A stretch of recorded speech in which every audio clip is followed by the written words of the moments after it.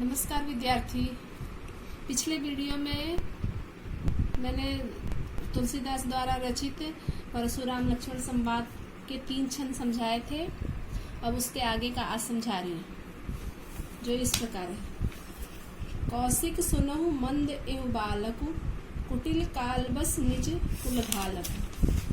परशुराम जी विश्वामित्र से बोले, हे विश्वामित्र, सुनो, यह बालक बहुत बुद्धि वाला और कुटिल है।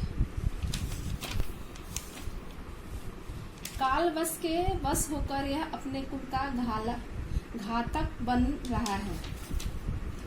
भानु वंश राकेश कलंकु, निपट निरंकुशु अबुधु असंख्यु।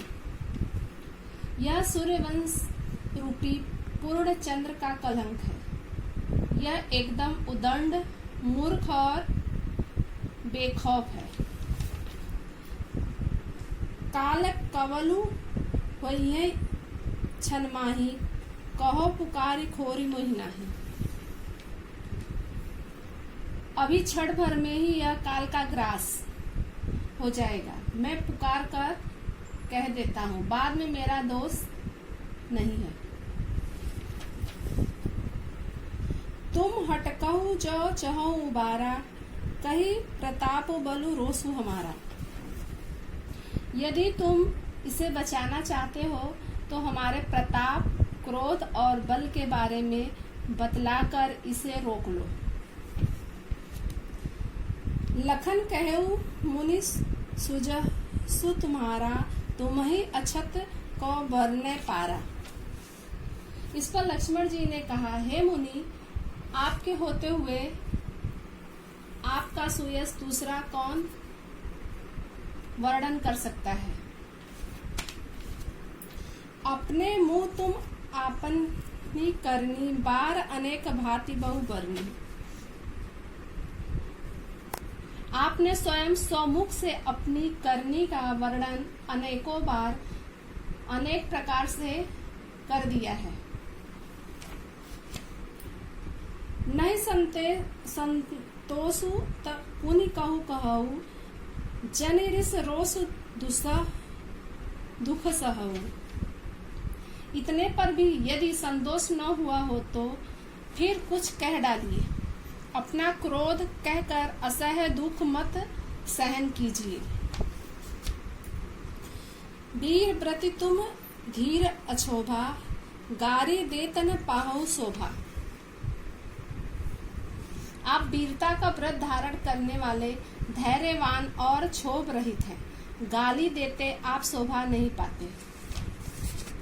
सुर समर करनी करहि कही, न जनावहि आप। विद्यमान रन पाई रिपु, कायर कथई प्रताप।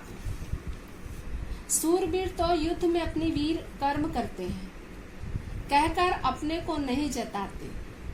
रणभूमि में शत्रु को उपस्थित देखकर कायर ही अपने प्रताप का प्रलाप किया करते हैं। अगला छंद है।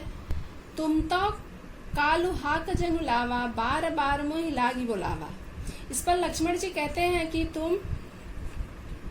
आप तो मानो काल को हाक लगाकर बार बार उसे बुला रहे हैं।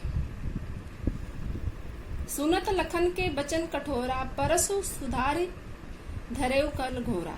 लक्ष्मण जी के कठोर वचन सुनते ही परशुराम जी ने अपने भयानक फरसे को ठीक करते हुए हाथ में ले लिया। अब जनि देहु दोषु मोहि लोगु, कटुबादी बालकु बल जोगु। परशुराम जी बोले, अब लोग मुझे दोष न दे। यह कटु वचन बोलने वाला बालक मारे जाने के ही लायक है। इसे बालक मानकर मैंने बहुत बचाया, पर अब यह वास्तव में मरने को ही उतारू हो गया है। बाल बिलो की बहुत मैं बाचा, अब यही मन निहार भाव साचा। कौशिक कहाँ क्षमय अपराधु, बाल दोष गुण गनहि न साधु। विश्वामित्र ने कहा, हे मुनि, अपराध क्षमा कीजिए। बालक गुण और दोष को साधु जन ध्यान में नहीं रखते। इस पर परशुराम जी बोले, खर कुठार में अकरुण कोही, आगे अब राधि गुरु द्रोही। परशुराम जी का तीखी धार वाला कुठार, मैं दयाहीन और क्रोधी, और यह गुरु द्रोही तथा अपराधी मेरे सामने उत्तर दे रहा है। उत्तर देत छोड़ो बिनु मारे केवल कौशिक सील तुम्हारे। इतने पर भी मैं इसे विचार बिना मारे छोड़ रहा हूँ। इससे विश्वामित्र कह रहे हैं कि यह मात्र तुम्हारे आपके, इतने पर भी मैं इसे बिना मारे छोड़ रहा हूँ, इसलिए हे विश्वामित्र, यह मात्र तुम्हारे सील के कारण ही छोड़ रहा हूँ, अन्यथा तो इसे मैं अपने कठोर फरसे से काटकर गुरु के ऋण से मुक्त हो जाता। गादि सुनु का हृदय हसी, मुनि हरि यरे सूझ, अब मैं खाड़ न ऊख मैं, अजहु न बूझ अबूझ। विश्वामित्र जी ने हृदय में हंसकर कहा, मुनि को सर्वत्र हरा ही हरा लग रहा है, यानी सर्वत्र विजय ही विजय दिखाई दे रहा है। श्री राम लक्ष्मण को ये सामान्य मान रहे हैं, किंतु ये फौलाद से बनी खाड़ा तलवारें हैं, कोई ईख से बनी खाड़ नहीं जिसे मुंह में रखते ही गल जाए। मुनि अब भी नासमझ बने हुए हैं, इनके प्रभाव को नहीं समझ रहे हैं।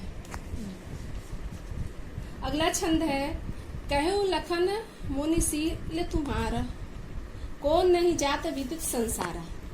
इसके आगे लक्ष्मण जी कह रहे हैं, मुनि आपके सील को कौन नहीं जानता, वह संसार भर में प्रसिद्ध है। माता पिता ही उरिन भय नीके, गुररीनु रहा सोच बड़ जी के। आप अपने माता पिता से तो अच्छी तरह उऋण हो ही गए, अब रहा गुरु का ऋण, जिसको लेकर आपके मन में बड़ी चिंता है। वह मानो हमारे ही मत्थे लिया था, सो जन हमारे माथे काढ़ा, दिन चली गए ब्याज बढ़ बढ़ा। बहुत दिन बीत गए, इससे ब्याज भी बहुत चढ़ गया होगा।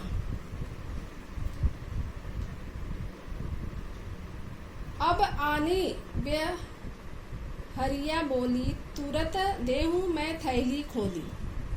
अब किसी हिसाब करने को बुला लाइए, तो मैं तुरंत थैली खोलकर चुका दूं। भृगुवर सुनी कटु वचन कुठार सुधारा, हाय हाय सब सभा पुकारा। लक्ष्मण जी के व्यंग पूर्ण वचन सुनकर परशुराम जी ने कुठार संभाला। पूरी सभा हाय तौबा करके चिल्लाने लगी। भृगुवर परशु देखा बहु मोही, विप्र विचारी बहुत नृप दोही। आगे लक्ष्मण जी कह रहे हैं, भृगु श्रेष्ठ, आप मुझे फरसा दिखा रहे हैं, पर हे राजाओं के शत्रु, मैं आपको ब्राह्मण मानकर बचा रहा हूँ। मिले न कबहू सुबट रन गाढ़े, द्विज देवता रही के बाढ़े। हे ब्राह्मण देवता, आप घर में ही बड़े हैं। यह सुनकर सब लोग अनुचित है कहकर पुकार उठे। अनुचित कहूँ सब लोग ही पुकारे, रघुपति शयन ही लखनु निवारे। तब श्री रघुनाथ ने आंखों से इशारा करके लक्ष्मण को रोक दिया। लखन उतर आहुति सरिस, भृगवर को कृषान, बढ़त देख जल सम वचन, बोले रघुकुल भानु। लक्ष्मण जी के उत्तर से आहुति समान बने परशुराम जी के क्रोध रूपी अग्नि को बढ़ते देखकर रघुवंश के सूर्य श्री रामचंद्र जी जल के समान शीतल वचन बोले, अर्थात परशुराम और लक्ष्मण दोनों क्रोधित थे और दोनों को शांत करने के लिए भगवान श्री राम जो है मधुर वचन को से उनके वचनों को शांत किया और दोनों उस सभा में अपने अपने क्रोध को शांत करने में सफल रहे।